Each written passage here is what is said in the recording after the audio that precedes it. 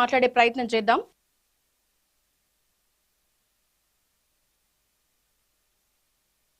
ఇప్పటివరకు చాలా మున్సిపాలిటీలు కాంగ్రెస్ కైవసం చేసుకుంది. ఎస్ కరుణ్.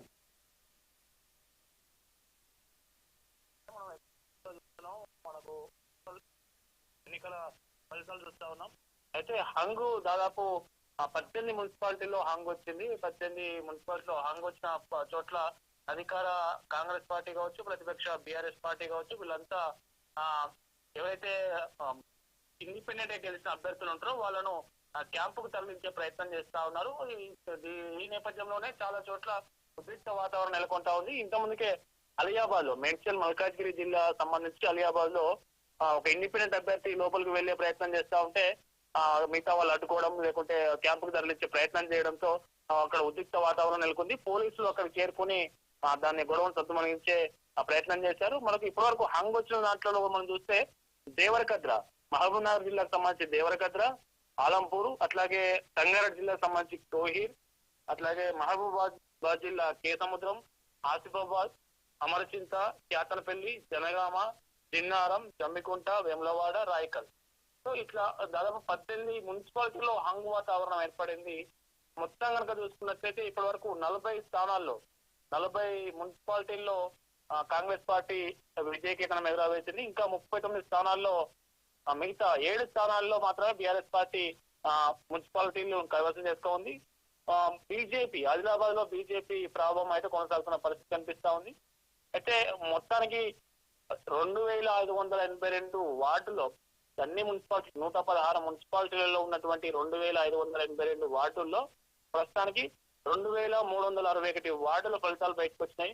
ఈ 2361 వార్డుల ఫలితాలు కనుక మనం విశ్లేషిస్తే 1236 వార్డులు కాంగ్రెస్ పార్టీ కైవసం చేసుకున్నది, 663 వార్డులు బీఆర్ఎస్, అట్లాగే బీజేపీ 233 వార్డులను కైవసం చేసుకుని దాదాపు 116 మున్సిపాలిటీల్లో 233 కౌన్సిలర్లను బీజేపీ గెలిపించుకున్నదని చెప్పుకోవచ్చు. ఇక కార్పొరేషన్ విషయానికి వస్తే కార్పొరేషన్ లో కూడా హోరాహోరీగా నడుస్తా ఉంది. ఇప్పటికే బీజేపీ ఒక్కటి తప్ప బీజేపీ కరీంనగర్ కార్పొరేషన్, అట్లాగే నిజామాబాద్ కార్పొరేషన్ అయితే ఎగ్జిట్ పోల్స్ అంచనా వేశాయో ఈ 2 చోట్ల తప్ప మిగతా చోట్ల కాంగ్రెస్ పార్టీ ప్రభావం కనిపిస్తా ఉన్నది. బండి సంజయ్ నేతృత్వం వేసినటువంటి కరీంనగర్ లో మాత్రం మనకు బీజేపీ దూసుకెళ్తా ఉన్నది. ఇప్పటికే దాదాపు మొదటి రౌండ్ ఫలితం విడుదలయ్యేసరికి దాదాపు 39 డివిజన్లలో బీజేపీ లీడ్ లో కొనసాగుతా ఉన్నది. ఆ తర్వాతి స్థానంలో కాంగ్రెస్, బీఆర్ఎస్ ఉన్నాయి. మరోవైపు నిజామాబాద్ లో కూడా బీజేపీ ముందంజలో ఉంది. మిగతా పార్టీలతో పోలిస్తే ఈసారి ధర్మపురి అరవింద్ అన్ని తానే ప్రచారంలో పాల్గొన్నారు. ఈ నేపథ్యంలోనే మెజారిటీ డివిజన్ లో మంచి ఫలితాలు కనిపిస్తా ఉన్నాయి. మనకి లీడింగ్ అయితే కొనసాగుతున్న పరిస్థితి కనిపిస్తా ఉంది. కరుణ్, హంగ్ ఏర్పడిన మున్సిపాలిటీలకు సంబంధించి మనం మాట్లాడుకున్నాం ఇప్పటిదాకా. నెక్స్ట్ మనము ఈ క్యాండిడేట్స్ ఎవరైతే ఉన్నారో మాట మార్చుతున్న క్యాండిడేట్స్ విషయానికి వస్తే జోగులాంబ గద్వాల జిల్లాకు సంబంధించి వడ్డేపల్లి శ్రీనన్న, ఈ తతంగాన్ని మనం ఎట్లా చూడొచ్చు అంటే పార్టీ బీఫామ్ తీసుకునేటప్పుడు అతను ఏం మాట్లాడలేదు, కానీ ఇప్పుడు గెలిచిన తర్వాత క్రెడిట్ నాదొక్కడిదే, చరిష్మా నాదొక్కడిదే అని చెప్తున్న పరిస్థితి, దీన్ని ఎట్లా చూడాలంటారు? రాజకీయాల్లో సహజంగానే పొలిటికల్ లీడర్లు ఓడిపోతే దొంగోట్లతోని అవతల వ్యక్తి గెలిచిందని చెప్పి ఎట్లాగైతే చెప్తారో ఇక్కడ కూడా బీజేపీలో చేరినట్లుగా తానే తన సోషల్ మీడియాలో జాగృతిలో చేరినట్లుగా సోషల్ మీడియాలో తానే ప్రకటించుకున్నటువంటి వడ్డేపల్లి శ్రీనివాస్ కల్వకుంట్ల కవిత చేతుల మీదుగా మనకు ఆయన బీఫామ్ తీసుకున్నాడు. ఆ బీఫామ్ ద్వారానే ఇప్పుడు కవిత ప్రోద్బలంతోనే 9 మంది బరిలో ఉంటే దాదాపు అందులో 8 మంది విజయం సాధించారు. అట్లా పెద్దపల్లి జిల్లాలో కూడా ఎప్పుడు లేని విధంగా 36 వార్డులు 5 వార్డులు సొంతం చేసుకున్నారు. అక్కడ ఏమంటున్నారు కరుణ్ అంటే పెద్దపల్లి జిల్లాలో సేమ్ ఇట్లాంటి ఒక ఆపోజిట్ గలం ఏమైనా వినిపిస్తున్న పరిస్థితి, గెలిచిన 5 వార్డులలో కూడా అభ్యర్థులు ఏమైనా ఈ సింహం గుర్తుకు సంబంధించి లేకపోతే జాగృతి మద్దతుదారులుగా కాకుండా మా చరిష్మా అంటున్న పరిస్థితి ఏమైనా వినిపిస్తుందా సేమ్ వడ్డేపల్లి శ్రీనన్న స్టైల్లో? లేదు, అట్లాంటి పరిస్థితి అక్కడ లేదు. పెద్దపల్లి జిల్లాలో ఏఐఎంపీతోని కవితక్క ఎప్పుడైతే కల్వకుంట్ల కవిత ఒప్పందం చేసుకున్నారో, ఒక అవగాహన ఒప్పందం అయితే జరిగిందో, జరిగిన తర్వాత సింహం గుర్తు మీద ఇటు జాగృతికి సంబంధించిన నాయకులు కావచ్చు, ఏఐఎఫ్బి సొంతంగా గుర్తించిన నాయకులు కావచ్చు బరిలోకి దిగారు మున్సిపల్ ఎన్నికల బరిలో. కొన్ని చోట్ల కొంత సొంతంగా గెలిచిన వారు ఉన్నారు, కొన్ని చోట్ల జాగృతి ప్రోద్బలం కావచ్చు, కవితక చరిష్మా కావచ్చు, ఇట్లాంటి అన్ని అంశాలను ప్రభావితమై గెలిచిన వాళ్ళు కూడా ఉన్నారు. కానీ ఇక్కడ వడ్డేపల్లి శ్రీనివాస్ విషయంలో ఆయనే ఒక అవగాహన రాలేకపోతా ఉన్నారు. మరి ఆయన ఎవరైనా ఇన్ఫ్లుయెన్స్ చేశారా, లేకుంటే ఆయన ఎందుకు అలా మాట్లాడుతా ఉన్నారు, మొన్నటి వరకు ఒకటి ఇప్పుడు ఒకటి అన్నట్టుగా ఎందుకు మాట్లాడుతున్నారు అనేది మనకు స్పష్టంగా బయటికి అయితే రావట్లేదు. ఆయన ఇప్పటికే 2-3 టీవీ ఛానల్ తో మాట్లాడారు. ఒక టీవీ ఛానల్ తో మాట్లాడిన విషయంకి ఇంకో టీవీ ఛానల్ తో మాట్లాడిన విషయానికి పొంతన ఎక్కడ మనకు కనిపించట్లేదు. అయితే ఈ ఒక్కటి మాత్రం బాగా వైరల్ చేస్తా ఉన్న పరిస్థితి కనిపిస్తా ఉంది. వడ్డేపల్లి శ్రీనివాసు మాటలని బీఆర్ఎస్ సోషల్ మీడియా వింగ్ ఏదైతే ఉంటుందో ఆ సోషల్ మీడియా వింగ్ రాంగ్ గా ట్రాన్స్పరెంట్ ప్రొజెక్ట్ చేసే ప్రయత్నం చేస్తా ఉన్నది. ఇందులో కవితక్క ప్రమేయం ఏం లేదు, కల్వకుంట్ల కవిత ఈ విజయానికి సంబంధం లేదన్నట్టుగా వాళ్ళు సోషల్ మీడియాలో పోస్టులు పెడతా ఉన్నారు. ఆ పోస్టులు ప్రస్తుతం సోషల్ మీడియాలో వారైతే నడుస్తా ఉంది. అంటే సంబంధించి కల్వకుంట్ల కవిత మళ్ళీ ఆయనతో మాట్లాడతారా, వడ్డేపల్లి శ్రీనివాస్తో ఈ కవిత మాట్లాడే లోపే వడ్డేపల్లి శ్రీనివాస్తో ఇంకెవరైనా మాట్లాడారా, ఇంకెవరైనా ఆశ చూపారా? ఎందుకంటే ఇప్పుడు రాష్ట్ర వ్యాప్తంగా 18 మున్సిపల్ హంగు లేకున్న నేపథ్యంలో అధికార పార్టీ కొంత బలం ఉంటది, మంత్రులు ఉంటారు, కాంగ్రెస్ పార్టీ ఎమ్మెల్యేలు ఉంటారు. సో వాళ్ళు ఏదైనా ఇన్ఫ్లుయెన్స్ చేశారా, మంత్రులు చేశారా, ఎవరు మాట్లాడారు, ఆయన ఎందుకు ఇలా మాట్లాడుతున్నారో, ఎందుకు మాట మారుతున్నారు అనేది మనకు తెలియాల్సి ఉంది. ఎస్, ఇప్పుడు మనం ఇందాక అనుకున్నట్లు 2 to 3 మధ్యలో రిజల్ట్స్ కంప్లీట్ గా వస్తాయి అనుకున్న మున్సిపాలిటీలకు సంబంధించి, కానీ లేట్ అవుతున్న పరిస్థితి కారణం ఏంటి కరుణ్? అంటే ఈ పార్టీకి పూర్తి స్థాయిలో రిజల్ట్స్ ట్రెండ్స్ అన్ని బయటికి వస్తాయి అనుకున్నాం కదా, ఎక్కడెక్కడ ఏ చోట్ల లేట్ అవుతుంది, ఇంకా ఎంత టైం పట్టే అవకాశం ఉంది? దాదాపు 116 మున్సిపాలిటీలకు సంబంధించి 2582 వార్డులు ఉంటే అందులో 2361 వార్డులు లెక్కింపు అంటే వాటి ఫలితాలు బయటకు వచ్చేసినాయి. ఇంకా మనకు రావాల్సిన ఫలితాలు చాలా తక్కువనే ఉన్నాయి. దాదాపు ఎన్ని ఉంటాయి అంటే మొదటి సంవత్సరం పోలిస్తే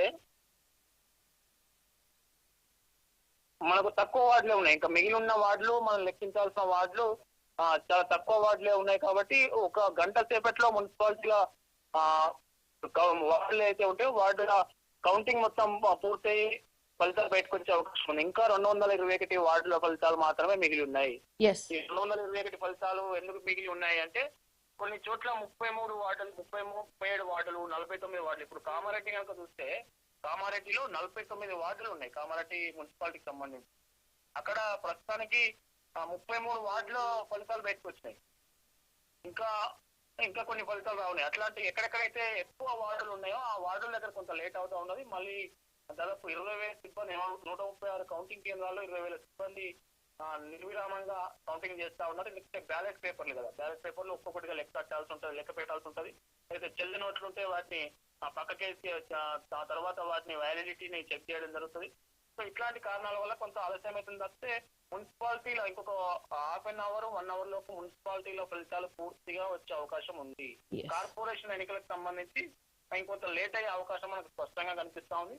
ఎందుకంటే అవి ఇంకా ఎక్కువ వార్డులు ఉన్నాయి. ఒక్కో కార్పొరేషన్ లో 60-65కి మించి వార్డులు ఉన్న పరిస్థితి, డివిజన్లు ఉన్న పరిస్థితి. కాబట్టి ఆ ఫలితాలు లేట్ అవ్వచ్చు. ఎస్, బీజేపీ లీడ్ లో ఉన్న ప్లేసెస్ ఏమైనా రిజల్ట్స్ సంబంధించి డీటెయిల్స్ చెప్పండి కరుణ్. బీజేపీ అంటే మన కార్పొరేషన్ లో చూస్తే అటు కరీంనగర్ కావచ్చు, అట్లాగే నిజామాబాద్ కావచ్చు, ఈ ఉత్తర తెలంగాణ సంబంధించి ఈ 2 కార్పొరేషన్లు, అట్లాగే ఆదిలాబాద్ కూడా. మున్సిపాలిటీల విషయానికి వస్తే ఆదిలాబాద్ స్పష్టమైన మెజారిటీ కనిపిస్తా ఉంది. మొత్తం 49 వార్డులు ఉంటే, ఆదిలాబాద్ మున్సిపాలిటీ 49 వార్డులు ఉంటే అందులో ఖచ్చితంగా 20 వార్డులు బీజేపీ కైవసం చేసుకున్నది, 11 వార్డులు కాంగ్రెస్ పార్టీ, అట్లాగే బీఆర్ఎస్ 6 వార్డులు మాత్రమే గెలుచుకున్నది.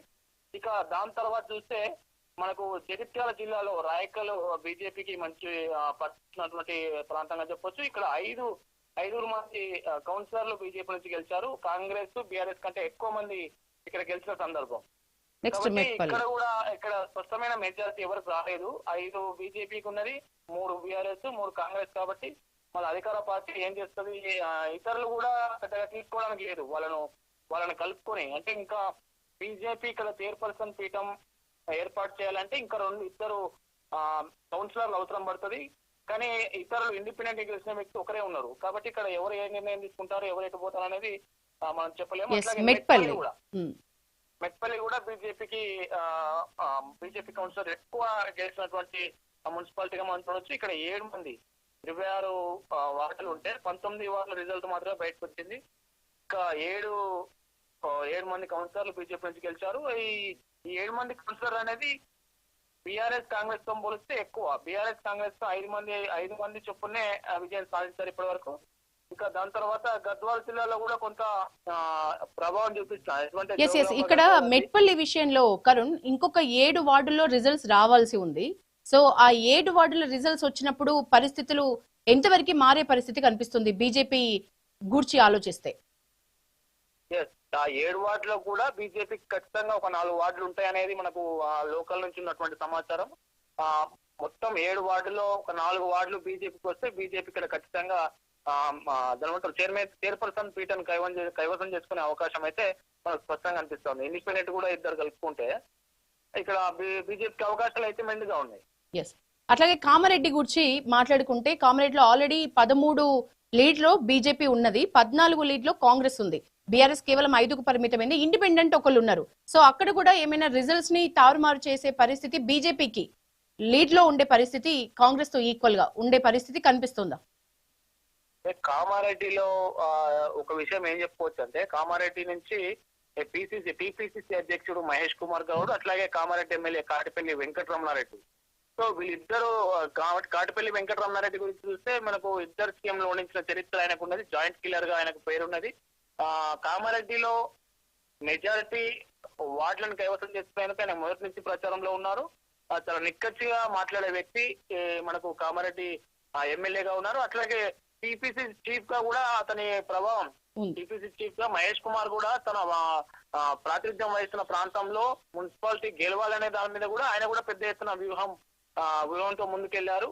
గతంలోనే వరదలొచ్చిన సమయంలోనే సీఎం రేవంత్ రెడ్డిని కామారెడ్డికి రప్పించుకోవడం కావచ్చు, అట్లాగే అభివృద్ధి కార్యక్రమాలకు కొంత నిధులు ఇవ్వడం కావచ్చు, ఇట్లాంటి ఫ్యాక్టర్స్ అన్ని కామారెడ్డి పట్టణంలో ఎఫెక్ట్ చేస్తా ఉన్నాయి. వీటి కారణంగానే కాంగ్రెస్ వర్సెస్ బీజేపీ పోటీ కనిపిస్తా ఉంది. అక్కడ sitting MLA versus TPC chief గా మనం చూడొచ్చు. ఇంకా మనకి ఇంకా రావాల్సిన వార్డులు ఇంకా 15 వరకు ఉంటాయి, ఇంకా 15-14 వరకు ఉంటాయి. కాబట్టి చివరికి ఏం జరుగుతుంది అనేది మనం పూర్తిగా చెప్పలేని పరిస్థితి. కరుణ్, నారాయణపేటకు సంబంధించి చూస్తే కాంగ్రెస్ కి 7 దక్కితే బీఆర్ఎస్ కి కేవలం 1. బీజేపీ అక్కడ 10 వార్డుల్లో ముందంజలో ఉంది, ఇతరులు 4 వార్డుల్లో ఉన్నారు. ఇది ఎట్లా మనం విశ్లేషించుకోవచ్చు? నారాయణపేట కనుక చూస్తే, నారాయణపేట డీకేఆర్ ప్రాతినిధ్యం, ఎంపీ ప్రాతినిధ్యం వహిస్తున్నటువంటి ప్రాంతం. అందున మనకు బీజేపీ భారీ బహిరంగ సభ అయితే నిర్వహించడం జరిగింది మహబూబ్ నగర్ లో. ఈ సభకు బీజేపీ జాతీయ అధ్యక్షుడు నితిన్ నబీన్ కూడా రావడం జరిగింది. సో మొత్తం ఏదైతే ఉమ్మడి మహబూబ్ నగర్ జిల్లాకు సంబంధించి డీకేఆర్ కొంత కాన్సన్ట్రేట్ చేసిన ప్రాంతంగా మనం వీటన్నిటిని చూస్తే నారాయణపేటలో మాత్రం బీజేపీ కొంత కలిసి వచ్చిన పరిస్థితి కనిపిస్తా ఉంది. ఇక్కడ 10 వార్డుల్లో బీజేపీ సత్తా చాటింది. ఇంకొక 2 వార్డుల ఫలితాలు రావాల్సి ఉన్నది. ఇప్పుడు ఉన్న ఫలితాలు కనుక మనం విశ్లేషిస్తే 4 ఇండిపెండెంట్ అభ్యర్థులు బీజేపీతోని, అంటే డీకేఆర్ నగర్ కొంత దీని మీద కొంత వ్యూహంతో ముందుకెళ్తే ఆ ఇండిపెండెంట్ 4 కలుపుకుంటే ఖచ్చితంగా నారాయణపేటలో బీజేపీ చైర్పర్సన్ పీఠం అయితే దక్కించుకునే అవకాశాలు అయితే కనిపిస్తా ఉంది. ఇదే బీజేపీ రిలేటెడ్ మనం మాట్లాడుకుంటే కరుణ్, నిర్మల్ జిల్లాకి సంబంధించి ఖానాపూర్ లో 4 వార్డులతో బీఆర్ఎస్ అలాగే బీజేపీ ఈక్వల్ స్థానాల్లో ఉన్నాయి. 1 ఇతరులతో ఉంది. సో ఆ 1 క్యాప్చర్ ఎవరు చేసుకుంటే వాళ్ళకి మనం మెజారిటీ ఇచ్చేయచ్చా? కాంగ్రెస్ అక్కడ కేవలం 3 వార్డులకే పరిమితమైన నేపథ్యంలో అయితే ఖానాపూర్ లో హంగు ఏర్పడిన పరిస్థితి కనిపిస్తోంది. ఎవరికి ఏ పార్టీకి స్పష్టమైన మెజారిటీ రాలేదు. 12 వార్డులో 7 వార్డులు ఎవరికి ఉంటే వాళ్ళు చైర్పర్సన్ పీఠం దక్కించుకునే అవకాశం ఉంది. అయితే ఇందులో బీజేపీకి 4 వచ్చాయి, బీఆర్ఎస్ కు 4 వచ్చాయి, కాంగ్రెస్ కు 3 వచ్చాయి. కాబట్టి ఒకవేళ ఏమన్నా అవకాశం ఉంటే బీఆర్ఎస్ సంబంధించినటువంటి కౌన్సిలర్లు, బీజేపీ కౌన్సిలర్లు, ఇండిపెండెంట్ కలుపుకుంటే ఏమైనా మున్సిపల్ చైర్పర్సన్ పీఠం అయితే కైవసం చేసుకునే అవకాశం ఉంది. ఎందుకు బీజేపీకి అవకాశం ఉంది అంటే, నిర్మల్ ఎమ్మెల్యేగా మనకు ఏలేటి మహేశ్వర్ రెడ్డి గారు ఉన్నారు. ఈయన శాసన సభాపక్ష నేతగా ఉన్నారు బీజేపీ నుంచి. కాబట్టి ఈ ప్రాంతంలో నిర్మల్ జిల్లాకు సంబంధించి నిర్మల్ నియోజకవర్గానికి సంబంధించి ఆ, మున్సిపాలిటీ ఒక్కటన్నా ఖచ్చితంగా బీజేపీ చైర్పర్సన్ సాధించుకోవాలన్న ఆ, తపనతో వ్యూహంతో ముందుకు వెళ్తే మాత్రం ఖానాపూర్ ఖచ్చితంగా బీజేపీ ఖాతాలో పడే అవకాశం అయితే కనిపిస్తుంది. మరొక ఇంట్రెస్టింగ్ జిల్లాగా మనకు వనపర్తి కనిపిస్తోంది కరుణ్. వనపర్తి దాదాపు క్లీన్ స్వీప్ లాగే ఉంది కాంగ్రెస్ చూస్తే, కానీ అమరచింతలో నిజానికి చాలా డిఫరెంట్ పరిస్థితి ఉంది. 3 ప్రధాన పార్టీలు 3 వార్డుల్ని గెలుచుకున్నాయి.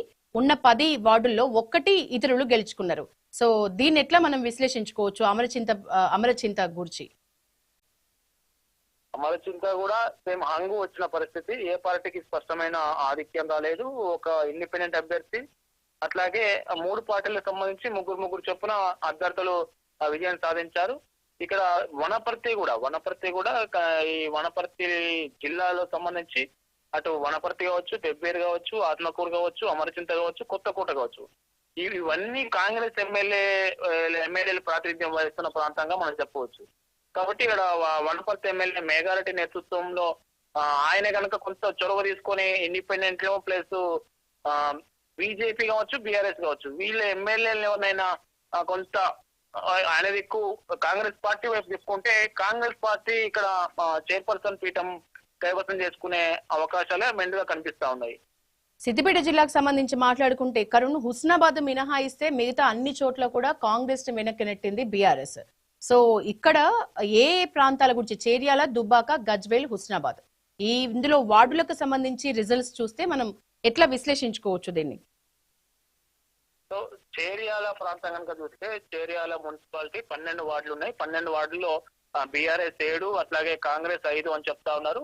అయితే బీఆర్ఎస్ ఆధిక్యాన్ని కాంగ్రెస్ ఇక్కడ ఒప్పుకుంటున్న పరిస్థితి లేదు. కొంత సందిగ్ధత అయితే కొనసాగుతా ఉన్నది. ఇక్కడ మెజారిటీ స్పష్టమైన మెజారిటీ వచ్చినప్పటికీ మరి ఈ చేర్యాల ప్రాంతం జనగామ నియోజకవర్గంలో ఒక మున్సిపాలిటీ.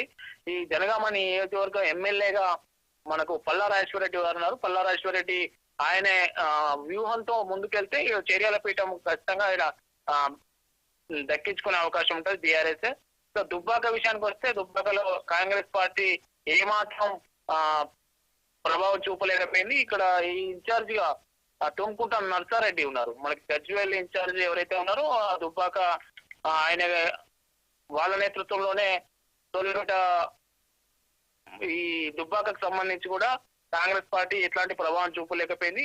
బీఆర్ఎస్ నుంచి ఎమ్మెల్యేగా ఉన్నటువంటి కొత్త ప్రభాకర్ రెడ్డి తన వ్యూహానికి పదును పెట్టి మరింతగా దూసుకెళ్లిన పరిస్థితి కనిపిస్తా ఉంది. ఇక్కడ స్పష్టమైన ఆధిక్యత మనకు కనిపిస్తా ఉంది. కాబట్టి దుబ్బాకలో బీఆర్ఎస్ చైర్పర్సన్ పీఠం కైవసం చేసుకోవడం అసలు నల్లేరు మీద నడికే అని చెప్పవచ్చు. బీజేపీ కూడా ఎంపీ రఘునందన్ రావు, మెదక్ ఎంపీ రఘునందన్ రావు నేతృత్వం వహిస్తున్నటువంటి ప్రాంతం కాబట్టి ఇది బీజేపీ 2 కౌన్సిలర్ స్థానాలు కైవసం చేసుకున్నది. గజ్వేల్ లో కూడా బీఆర్ఎస్ తన ప్రభావాన్ని నిలదొక్కుకోగలిగింది. ఎందుకంటే గతంలో కేసీఆర్ ప్రాతినిధ్యం వహిస్తున్నటువంటి ప్రాంతం అది. ప్రస్తుతం కూడా గజ్వేల్ ఎమ్మెల్యేగా కేసీఆర్ ఉన్నారు కాబట్టి ఇక్కడ 8 స్థానాల్లో బీఆర్ఎస్ విజయం సాధించింది. ఇంకా ఒక 6 వార్డుల ఫలితాలు వచ్చే అవకాశం ఉంది, బయటకు వచ్చే అవకాశం ఉంది. 6 వార్డుల ఫలితాలు కూడా ఈ బీఆర్ఎస్ అనుకూలంగా వచ్చే అవకాశం మనకు స్పష్టంగా అనిపిస్తుంది. ఎందుకు అంటే గజ్వేల్ లో జరిగినటువంటి అభివృద్ధి ఈ మన ఏ పట్టణంలో జరగలేదు. అట్లాంటి అభివృద్ధిని కేసీఆర్ హయాంలో నిర్వహించడం జరిగింది. అట్లా ఔటర్ రింగ్ రోడ్ కావచ్చు, ఇంటిగ్రేటెడ్ మార్కెట్ కావచ్చు, ఇంటిగ్రేటెడ్ స్కూల్స్ హబ్ కావచ్చు, రోడ్లు కావచ్చు, డ్రైనేజ్ కావచ్చు, ఇట్లాంటి అన్ని అంశాలకు 1000 కోట్ల నిధులు వెచ్చించి గజ్వేల్ లో అభివృద్ధి పనులు చేపట్టారు గతంలో కేసీఆర్. కాబట్టి ఆ ఎఫెక్ట్ ముఖ్యంగా గజ్వేల్ టౌన్ కు సంబంధించి ఆ ఎఫెక్ట్ ఖచ్చితంగా మనకు ఈ ఫలితాల్లో రిఫ్లెక్ట్ అవుతున్న పరిస్థితి కనిపిస్తా ఉంది. ఓవరాల్ గా కాంగ్రెస్ చెప్పుకోవాల్సిన విషయం ఏంటంటే బీజేపీ కూడా గజ్వేల్ లో ఇక్కడ ఖాతా తెరిచింది. గతంలో బీజేపీ ఇక్కడ ఖాతా తెరిచిన సందర్భాలు చాలా తక్కువ. ఇప్పుడు బీజేపీ కూడా గజ్వేల్ లో ఖాతా తెరవడం ఒక శుభ పరిణామంగా చెప్పవచ్చు. కరుణ్, అంటే బీజేపీ ఏ స్థాయిలో అయితే ప్రచారం చేసిందో, అంటే జాతీయ అధ్యక్షుడు నితిన్ నబీన్ ని రప్పించి మరీ ప్రచారం నిర్వహించిన ఆ బెనిఫిట్స్ అనేవి దక్కినాయి అనుకోవచ్చా? ఇప్పుడు ఈ ట్రెండ్స్ అన్ని చూస్తే కూడా బీజేపీకి సంబంధించి లేదనే చెప్పాలి. పూర్తి స్థాయిలో అట్లాంటి వాతావరణం అయితే లేదు. ఎందుకంటే మనం అసెంబ్లీ ఎన్నికల్లో అసెంబ్లీ ఎన్నికల తర్వాత పార్లమెంట్ లో బీజేపీకి అనూహ్యంగా ఓటు బ్యాంకు బాగా పెరిగింది. పార్లమెంట్ లో పెరిగినంత ఓటు బ్యాంకు మళ్ళా ఆ తర్వాత జరిగినటువంటి ఆ గ్రామ పంచాయతీ ఎన్నికల్లో ఆ ఓటు బ్యాంకు రిఫ్లెక్ట్ కాలేదు ఎక్కడ. గ్రామ పంచాయతీలో స్పష్టంగా అటు బీఆర్ఎస్ వర్సెస్ కాంగ్రెస్ గానే నడిచాయి. ఇప్పుడు మున్సిపల్ ఎన్నికలు కూడా పట్టణ ఓటర్లు కొంత బీజేపీకి ఫేవర్ గా ఉంటారనే టాక్ ఉన్నప్పటికీ ఆ స్థాయిలో మాత్రం ఎక్కడ మనకు రిఫ్లెక్ట్ అవుతున్న సందర్భాలు లేవు. ఎందుకు అంటున్నానంటే ఇప్పుడు మనకు 2582 వార్డుల్లో 2361 వార్డుల ఫలితాలు బయటకు వస్తే బీజేపీ గెలిచిన వార్డుల గెలుచుకున్న వార్డుల సంఖ్య ఎంత అంటే 233 కాంగ్రెస్ గెలిచిన దాంట్లో 233 ఎంత అంటే చాలా తక్కువ. కాబట్టి బీజేపీకి ఆశించినంత స్థాయిలో మనకు ఆ ఫలితాలు రాలేదని చెప్పొచ్చు. ఇంకొంత ఇప్పుడు ఈ ఫలితాల నుంచి బీజేపీ కొంత ఏదైనా వ్యూహాన్ని మార్చుకొని ముందుకెళ్తే గనక మనం చెప్పలేము. ఇప్పుడు కాంగ్రెస్ గెలిచిన సీట్లలో బీజేపీ గెలుచుకున్న వార్డుల సంఖ్య ఎంత అంటే కేవలం 18% మాత్రమే. 1236 వార్డులు కాంగ్రెస్ గెలిస్తే అందులో 233 మాత్రమే బీజేపీ కైవసం చేసుకోగలిగింది, అంటే 18% మాత్రమే. ఇంకా ఓవరాల్ గా మొత్తం వార్డుల్లో బీజేపీ ఇప్పటివరకు గెలుచుకున్న వార్డుల శాతం ఎంత అని లెక్కేస్తే ఇంకా తక్కువగా ఉంటుంది. ఒక ఉదాహరణకు 233 వార్డులు మొత్తం వార్డులు 2582 వార్డులతో గనక మనం కంపేర్ చేసుకుంటే చాలా తక్కువ, అంటే 9% మాత్రమే, అంటే 10% మాత్రమే. 10% మాత్రమే వార్డులు బీజేపీ కైవసం చేసుకోవడం అనేది చాలా తక్కువ అంశం. ఎందుకంటే 8 మంది ఎంపీలు 8 మంది ఎమ్మెల్యేలు ఉన్నటువంటి బీజేపీకి ఈ మున్సిపల్ ఓట్లలో దక్కినటువంటి మున్సిపాలిటీలో, ముఖ్యంగా మున్సిపాలిటీ అనేది మున్సిపాలిటీలో 7 కార్పొరేషన్లో ఇటు కరీంనగర్ నిజామాబాద్ 2 కార్పొరేషన్లు గెలిస్తే బెటర్. అది కొంత ముందడుగు వేసినట్టే కార్పొరేషన్లలో మట్టుకు. ఎందుకంటే ఎన్నడూ బీజేపీకి ఒక కార్పొరేషన్ లో విజయం సాధించిన దాఖలాలు లేవు. కాబట్టి 2 కార్పొరేషన్లు కైవసం చేసుకుంటే ఇప్పుడున్న మెజారిటీ లీడ్ ప్రకారం చూస్తే అటు నిజామాబాద్ కరీంనగర్ లో కాషాయ జెండా రెపరెపలాడితే కార్పొరేషన్ ఎన్నికల్లో బీజేపీ విజయం సాధించినట్లే లెక్క. నెక్స్ట్ మున్సిపల్ ఎన్నికల విషయానికి వస్తే తక్కువ అని చెప్పుకోవాలి. నెక్స్ట్ ప్రధాన ప్రతిపక్షం తన పాత్ర కంప్లీట్ గా సక్సెస్ఫుల్ గా నిర్వహించింది అని అనుకోవచ్చా? ఈ ట్రెండ్స్ ని బట్టి బీఆర్ఎస్ విజయం సాధించిన ప్లేస్ ని కంపేర్ చేసి మనం మాట్లాడుకుంటే బీఆర్ఎస్ ఆశించిన స్థాయిలో ముందంజలో ఉన్నట్లేనా? లేదు, బీఆర్ఎస్ కూడా తన ప్రభావాన్ని చాలా కోల్పోయింది. ఈ కొన్ని చోట్ల అయితే దారుణమైన ఫలితాలు వచ్చాయి. ఇప్పుడు మనం చూస్తే మనకు కరీంనగర్ జిల్లాకు సంబంధించి చూస్తే కరీంనగర్ జిల్లాలో కొన్ని సిట్టింగ్ బీఆర్ఎస్ కు కంచుకోటగా చెప్పుకున్నటువంటి ప్రాంతాల్లో కూడా చాలా పేలవమైన రిజల్ట్స్ వచ్చాయి. కరీంనగర్ జిల్లాలో చూస్తే జమ్మికుంటలో బీఆర్ఎస్ కు 12 స్థానాలు వచ్చినాయి, అట్లాగే కాంగ్రెస్ కు 10 వచ్చినాయి. ఇలా మంచి ప్రభావం చూపింది. అదే హుజురాబాద్ విషయానికి వస్తే హుజురాబాద్ లో పాడి కౌశిక్ రెడ్డి ఆ పార్టీలో కీలకంగా మాట్లాడే వక్తల్లో ఒకరు, స్పోక్స్ పర్సన్ ఒకరు, అట్లాగే లైమ్ లైట్ లో ఉంటారు. ఎప్పుడు మనకు బీఆర్ఎస్ పార్టీలో లైమ్ లైట్ లో ఉండే ఎమ్మెల్యేనే ప్రాతినిధ్యం వహిస్తున్నటువంటి ఆ ప్రాంతంలో కేవలం 30 వార్డులు 8 మాత్రమే బీఆర్ఎస్ గెలుచుకోగలిగింది. సరే, అదే చొప్పదండి విషయానికి వస్తే చొప్పదండి విషయంలో కూడా గతంలో 9 వార్డుల్లో గెలిచినటువంటి బీఆర్ఎస్ పార్టీ ఈసారి ఒక్కటే వార్డులో గెలిచింది. 10 వార్డులు కాంగ్రెస్ పార్టీ కైవసం చేసుకుంది అక్కడ. కాబట్టి కొన్ని స్థానాల్లో అనూహ్యంగా తన ప్రభావాన్ని నిలబెట్టుకోగలిగింది. ఇప్పుడు పటాన్చెరు లాంటి నియోజకవర్గం 4 మున్సిపాలిటీల్లో విజయం సాధించగలిగింది. 4 మున్సిపాలిటీలు కైవసం చేసుకోగలిగింది. మెదక్లో కొంత ప్రభావం నేర్చుకోగలిగింది. కరీంనగర్ లో పేలవ ప్రదర్శన, అట్లాగే ఉమ్మడి నల్గొండ జిల్లాకు సంబంధించి కంప్లీట్ గా ఫెయిల్, మొత్తం కాంగ్రెస్ హవా. ఖమ్మం జిల్లాలో కూడా కాంగ్రెస్ హవా. ఇటు మహబూబ్ నగర్ జిల్లాలో కూడా 1-2 చోట్ల తప్పితే కాంగ్రెస్ హవానే కనిపిస్తుంది మనకు స్పష్టంగా. గతంలో ఇప్పుడు కాంగ్రెస్ గెలిచిన ఈ సీట్లు ఏవైతే ఉన్నాయో, ఈ మున్సిపాలిటీలు ఏవైతే ఉన్నాయో, ఇవన్నీ గతంలో బీఆర్ఎస్ పార్టీ సిట్టింగ్ మున్సిపాలిటీలు, సిట్టింగ్ స్థానాలు.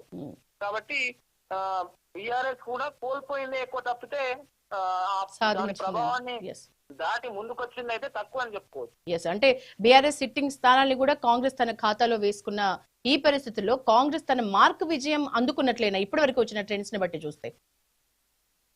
మనం కాంగ్రెస్ అందుకుందని చెప్పాలి. మొదటి నుంచి మనకి ఎగ్జిట్ పోల్స్ ఏమైతే చెప్పినాయో ఎగ్జిట్ పోల్స్ చెప్పినట్టుగానే కాంగ్రెస్ పార్టీ 60% నుంచి 70% మున్సిపాలిటీలు కైవసం చేసుకుంటదనే విషయం ఏదైతే మనకి ఎగ్జిట్ పోల్స్ వస్తాయో సేమ్ యాజ్ టీజ్ గా అదే ట్రెండ్ ఇక్కడ రిఫ్లెక్ట్ అవుతుంది. అప్పుడు లోకల్ బాడీ ఎన్నికల్లో మనకు సర్పంచ్ ఎన్నికల్లో కూడా 63 నుంచి 70% వరకు స్థానాలు వాళ్ళు కైవసం చేసుకోగలిగారు. ఇది పార్టీ గుర్తుల మీద జరిగినటువంటి ఎన్నికలు అయినప్పటికీ కాంగ్రెస్ పార్టీ 60 నుంచి 70% మున్సిపాలిటీని కైవసం చేసుకుంటది అనేది మనకు ఇది కాంగ్రెస్ పార్టీకి కొంత అనుకూల విషయమే.